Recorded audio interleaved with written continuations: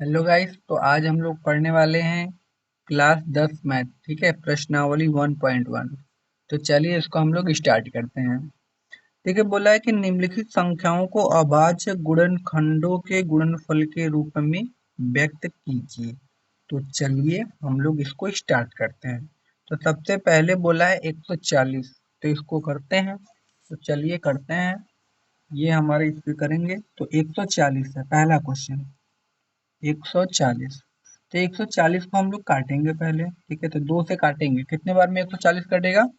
तो 2 से काटेंगे तो 70 बार में कटता है। फिर 2 से कटिए 35 बार में।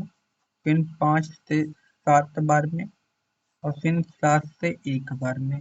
ठीक है, तो 140 को हम लोग क्या लिख सकते हैं? लिख सकते हैं 2 गुणे 2 गुणे 5 और गुणा में 7। ये इसका क्या हो जाएगा? आंसर। ठीक है, अब इसका जो दूसरा, ये पहला था। अब इसका जो इसको हम ऐसे भी लिख सकते हैं, 2 टे 2 है तो इसको लिख सकते हैं 2 के पावर 2 और गुणे 5 गुणे के 7, ऐसे भी। ठीक है, अब इसका दूसरा क्या होगा? इसका दूसरा बोला है कि 156। तो चलिए इसको भी हल करते हैं। तो 2 से काटिए, 2 7 14, 2 8 16। फिर 2 से काटिए, 2 3 6 और 2 9 18। 3 से काटिए, 3 एकम 3, 3 त्रिका 9 और 13 एकम कितना हो जाएगा? 13। तो जो 56 का अभाज्य गुणनखंड है वो क्या होगा? 2 गुणे 2 गुणे 3 गुणा के 13। अब इसको मैं क्या लिख सकता हूँ? 2 के पावर 2 और गुणे 3 और गुणा के 13। यही हमारा क्या हो जाएगा? आंसर। ठीक है, अब इसका तीसरा है 38 25। ठीक है, तीसरा क्या है? 38 25। जिसको हम लोगों को क्या करना है। तो चलिए हम लोग उसको हल करते हैं। तो 38 25 को सबसे पहले हम लोग काटते हैं। ठीक है, 38 25 को। तो चलिए स्टार्ट करते हैं। तो इसको काटेंगे हम लोग 3 से। 3 एकम हो जाएगा 3 और 3 दूना के होता है 6। 2 बच गया तो 22 हो जाएगा। तो 3 सत्ते 21 और 3 पचा 15। ठीक है, फिर काटिए 3 से। 3 चौका 12, 25 तिया 75। अब किससे काटेंगे? 5 से। तो 5 अट्ठे 40 और 5 पचे 25। ठीक है, अब 5 से काटेंगे तो 17 पचे होता है 85 और 17 इकाई कितना होता है? 17। तो 38 25, इसका भाज्य गुणनखंड हमने निकाला तो कितना आया?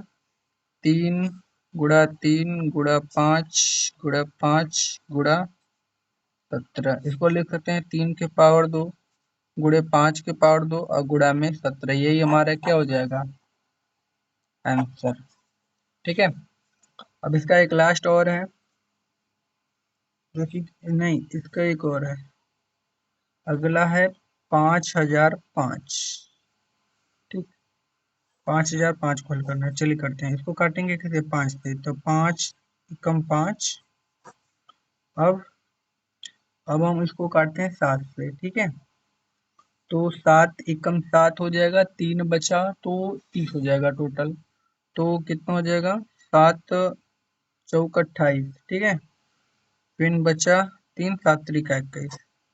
अब 11 से काटेंगे तो 11 एकम 11 और 11 तिया 33। अब किससे काटेंगे? 13 से। ठीक है, 13 एकम 13। तो 5005 का जो अभाज्य गुणनखंड होगा वो क्या होगा? 5 गुणे 7 गुणा में 11 गुणा में 13। यही इसका क्या हो जाएगा? आंसर। ठीक है, अब इसके बाद इसका है 74 29। कितना है? 74 29। इसको हल करना है। ठीक है ना, तो चलिए हल करते हैं। इसको पहले काटेंगे 17 से। जब आप इसको 17 से काटेंगे तो होता है 17 चौका 68। ठीक है, 68। कितना बचा? 6 और ये हो गया 62। तो 17 तिया 51। ठीक है, और 17 तिया 51 और 51 मतलब 119 हो गया ना। 17 119। ठीक है, अब 19 से काटिए। 19 दूना के 38। 19 दूना 38। फिर 19 तिया 57। इन 23 से कम कितना हो जाएगा? 23। ठीक है, तो 74 29 का जो अभाज्य गुणनखंड होगा वो कितना होगा? 17 गुणा 19 और गुणा का 23। यही हमारा क्या हो जाएगा? आंसर। ठीक है, तो चलिए अब हम लोग इसके दूसरे क्वेश्चन पर तरफ चलते हैं। दूसरा क्वेश्चन देखिए, बोला है कि एलसीएम एचसीएफ ज्ञात करना है और दोनों संख्याओं का गुणनफल बराबर एचसीएफ गुणे एलसीएम, इस पे चेक करना है कि जो एलसीएम और एचसीएफ निकाल रहे हैं और दोनों संख्याओं का जिनका हम निकाल रहे हैं वो दोनों बराबर हैं कि नहीं। ठीक है, तो चलिए स्टार्ट करते हैं। पहला 2691, दूसरा क्वेश्चन है ये। ठीक है, 26 और 91, काटिए इसको। तो 2 एकम 2, 2 3 6, 13 एकम 13, खत्म ये। फिर किससे काटेंगे इसको, हम लोग काटते हैं, किससे काटते हैं, 13 से ना, 7 से। 13 बार में फिर 13 कम कितना हो जाएगा, 13। ठीक है, तो कहने का मतलब जो 26 है उसका अभाज्य गुणनखंड आया 2 गुणे 13। 91 का आया है 7 गुणा के 13। हमको निकालना है पहले एचसीएफ। तो एचसीएफ कैसे निकलता है, जो दोनों में हो। तो दोनों में आप लोग देख रहे हैं कि भैया 13 है भैया, तो इसको ले लीजिए एक बार। अब निकालना है एलसीएम। तो एलसीएम का होता है, एलसीएम निकालने के लिए जो एचसीएफ होता है पहले उसको लिखिए, अब जो बच गया है उसको भी लिख लीजिए, बस। ठीक है, 13 दुना के 26, 26 सत्ते होता है 182। ठीक है, ये हो गया। अब हमको चेक करना है, चेक कैसे करेंगे, देखिए ऐसे, दोनों संख्याओं का गुणनफल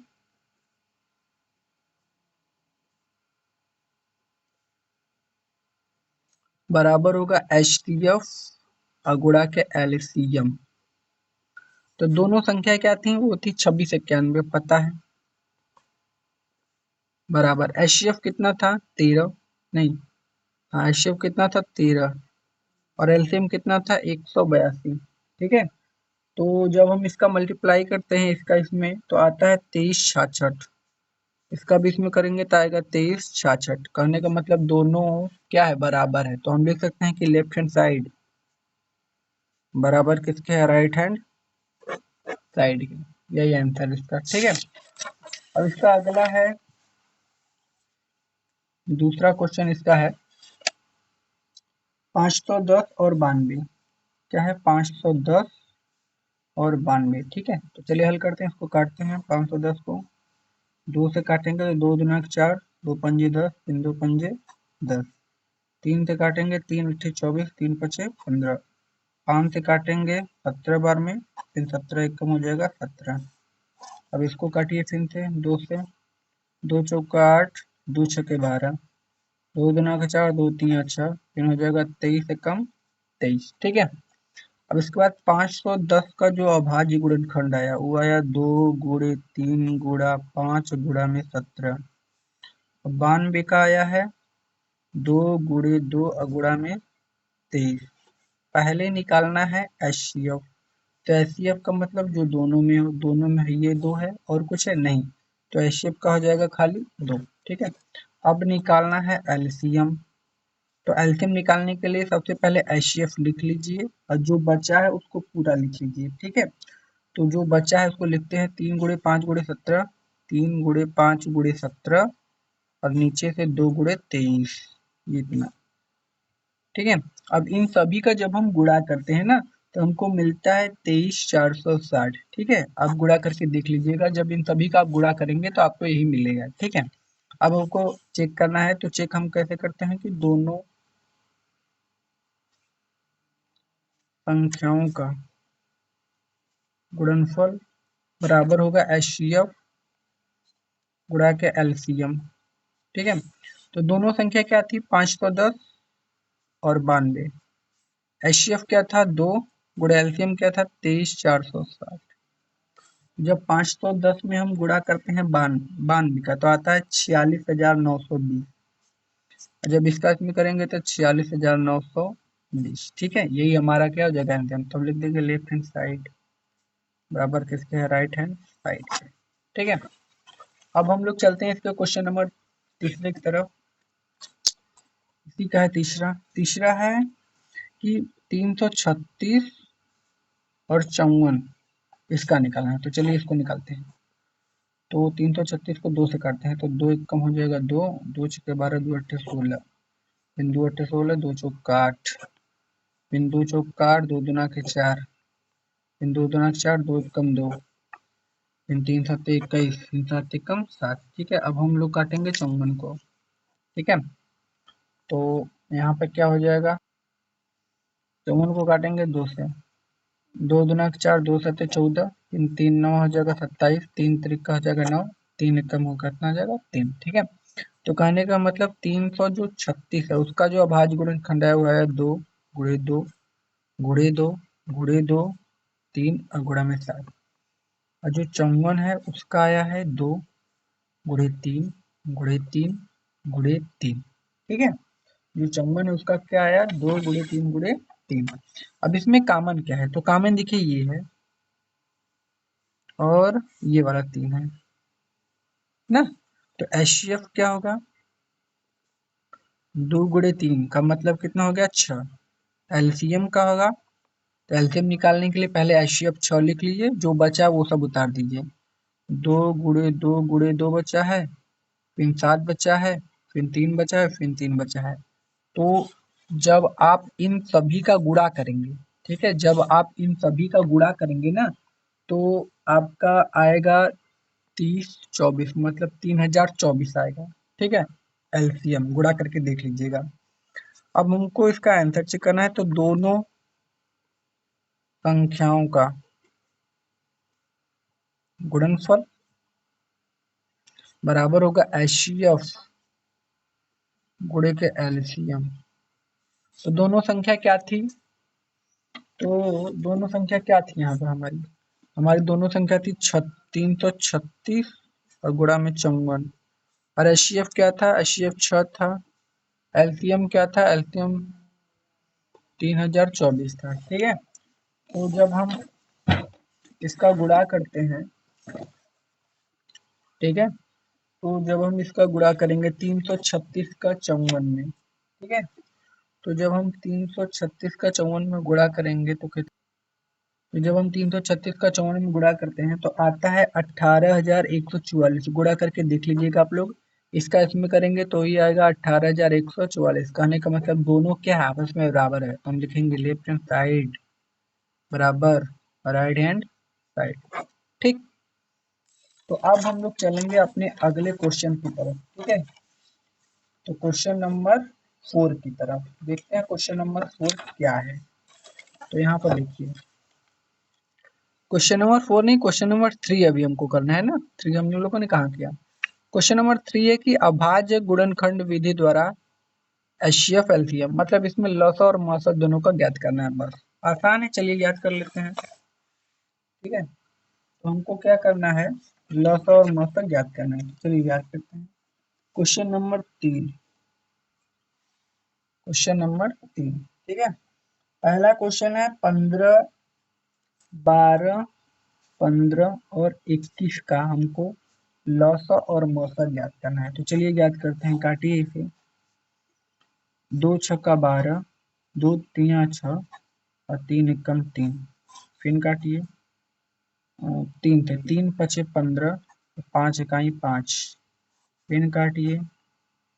3 7 21, 7 इकाई 7। ठीक है, तो 12 का क्या हो जाएगा, 2 गुणे 2 गुणे 3।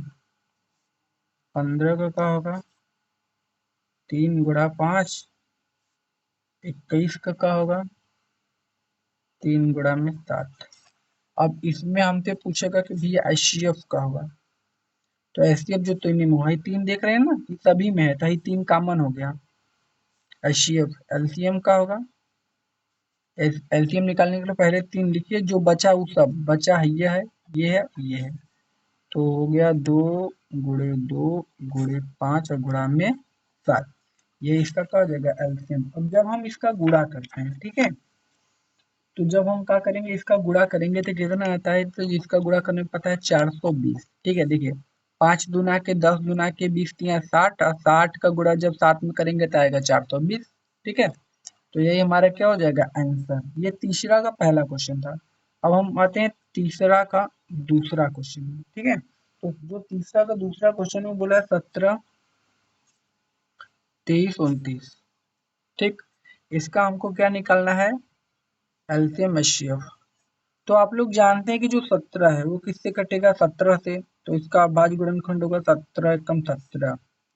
23 का होगा 23 एकम 23।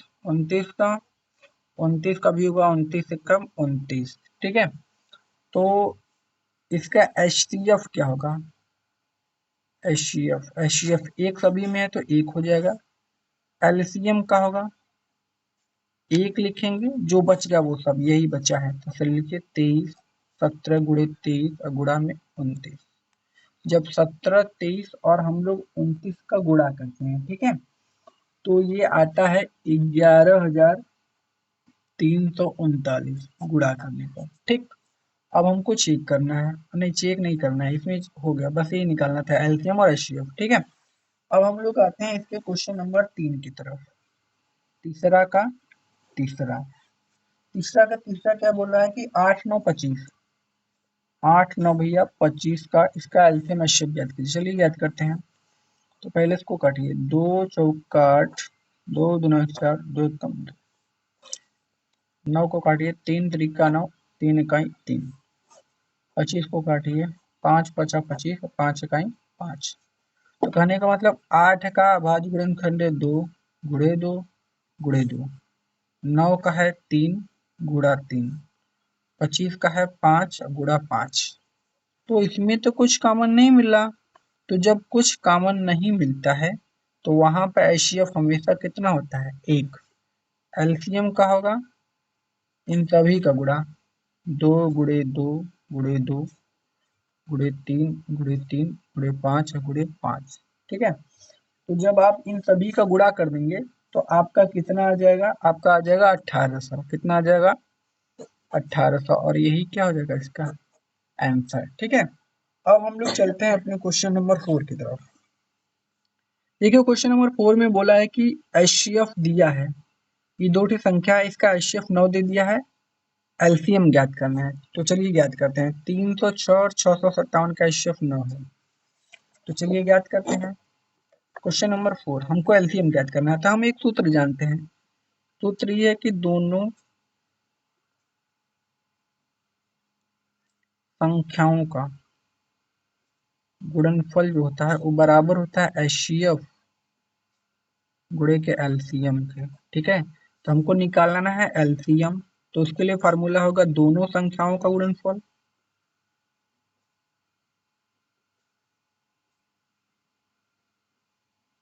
ना, और नीचे हो जाएगा एचसीएफ। तो एलसीएम बराबर का हो जाएगा। अब दोनों संख्या क्या थी?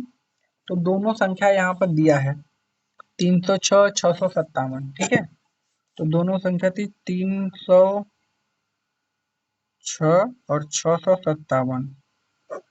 एचसीएफ 9 दिया था, 9 से इसको काट देते हैं, 9 तिया 27, 3 बचा, 9 चौका 36, मतलब यहाँ आ गया 34 गुणा के 657। तो जब हम 34 का गुणा 657 में करेंगे तो आएगा 22,338। ठीक है, यही हमारा क्या हो जाएगा? आंसर। अब हम लोग चलते हैं अपने अगले क्वेश्चन की तरफ। तो हमारा जो अगला क्वेश्चन है ये है, जांच कीजिए कि क्या किसी प्राकृतिक संख्या n के लिए संख्या 6 की पावर n अंक 0 पर समाप्त हो सकता है। तो हमको बताना है कि क्या ये 0 पर समाप्त हो सकता है कि नहीं हो सकता है। ठीक है, तो इसको हम लोग कैसे बताएंगे? तो चलिए देखते हैं।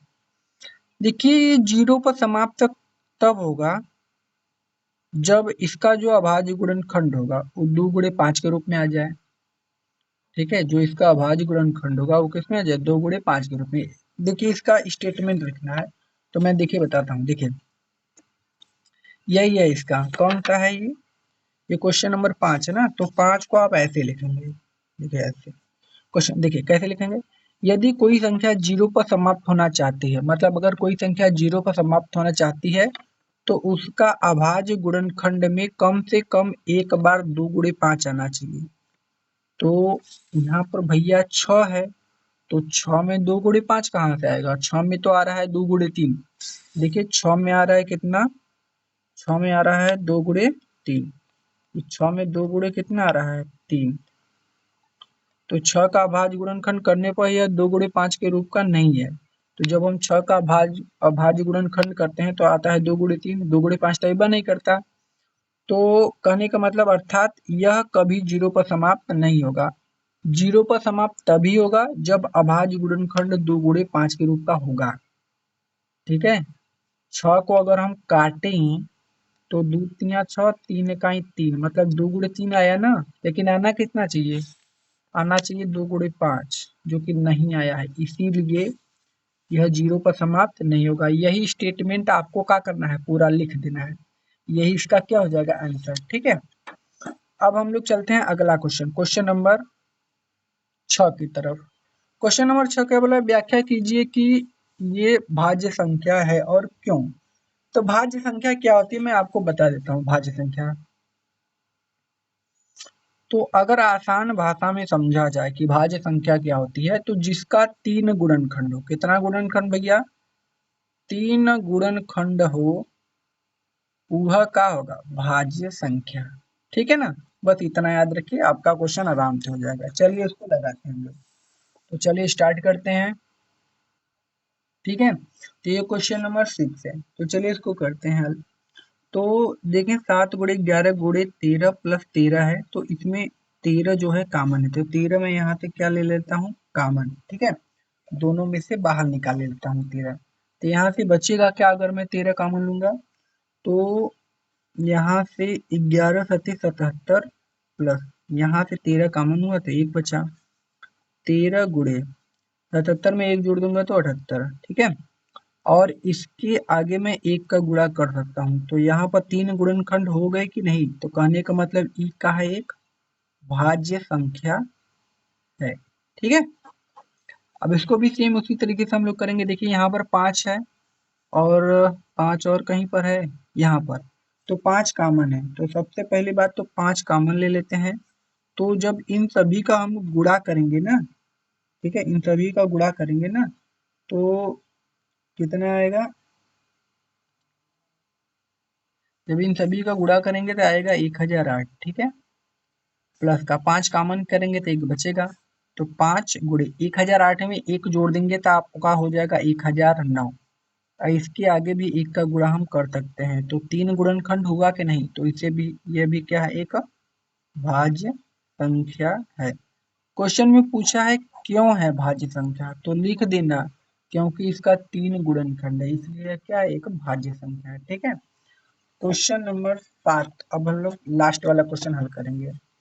देखिए क्या बोला है कि किसी खेल के मैदान के चारों ओर एक वृत्ताकार पथ है। इस मैदान पर एक चक्कर लगाने में सोनिया को 18 मिनट, जबकि इसी मैदान का एक चक्कर लगाने में रवि को 12 मिनट लगते हैं। मान लीजिए कि वे दोनों एक ही स्थान एक ही समय पर चलना प्रारंभ कर एक ही दिशा में चलते हैं, कितने समय बाद पुनः प्रारंभिक स्थान पर मिलेंगे।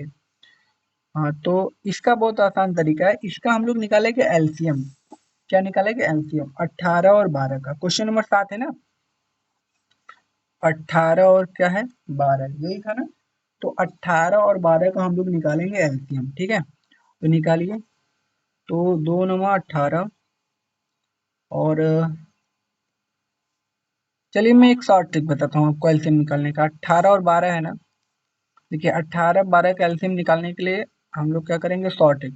एलसीएम तो ऐसे हम लोग निकाल चुके हैं, लेकिन ये वाला भी तरीका जान लीजिए। देखिए यहाँ पर हमको एक ऐसी संख्या लिखनी है कि 18 का पहाड़ा पढ़े तो भी वो संख्या आ जाए और 12 का पहाड़ा पढ़े तो भी वो संख्या आ जाए। तो वो संख्या क्या है, वो संख्या है 36। देखिए 18 दूना के 36 और 12 तिया 36, मतलब इसका आंसर क्या होगा, 36।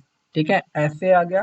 अब मैं ऐसे भी आपको बता देता हूँ, तो हो जाएगा 3 त्रिक के 9 और 3 इक्काई 3। फिर इसको काटिए, 2 छक्का कितना हो जाएगा, 12 और 2 तिया हो जाएगा 6, 3 इक्काई 3। ठीक है, अब डायरेक्ट भी निकाल सकते हो, जैसे 18 है 12, इसको डायरेक्ट करिए।